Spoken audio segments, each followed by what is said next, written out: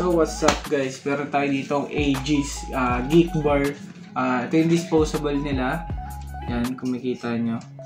Yan, buksan na natin ito. Medyo tear off na yung box nya, gawa ng mulan. Binili ko ito kanina sa vape shop. Yan, so yan, let's go.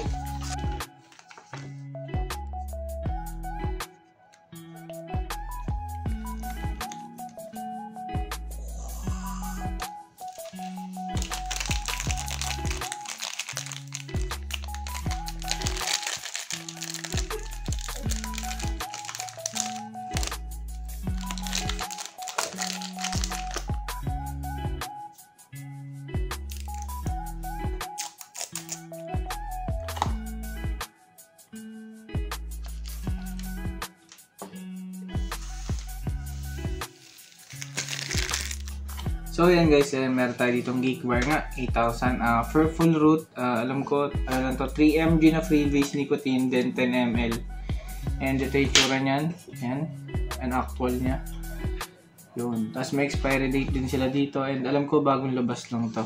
So, and ngayon lang tayo testing na ito, kaya wala tayong idea. And yan, may lace na pala, sa halagang napakamura lang na ito guys. I guess 450 to 500, yan. Napaka-elegance, no? Napaka-pogi. Pogi, sige na. Galing mo pala dyan, Geek Bar mo na. Ano pa nga ba? Testing na natin to. So yan guys, for full root taste check na tayo. What?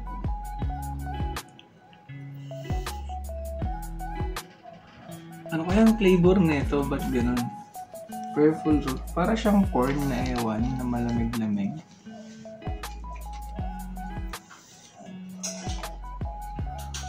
Para talaga sweet corn, men. Tama nga yung sabi nila. Parang sweet corn yung amoy. And dyan, ito, dito, parang leather design. Katulad na ito, yung mga digital na device. And dyan, controllable yung airflow niya. As you can see. And controllable. Then type C na rin siya guys. And ito, may indicator siya dito. Hindi ko alam kung juice to or battery.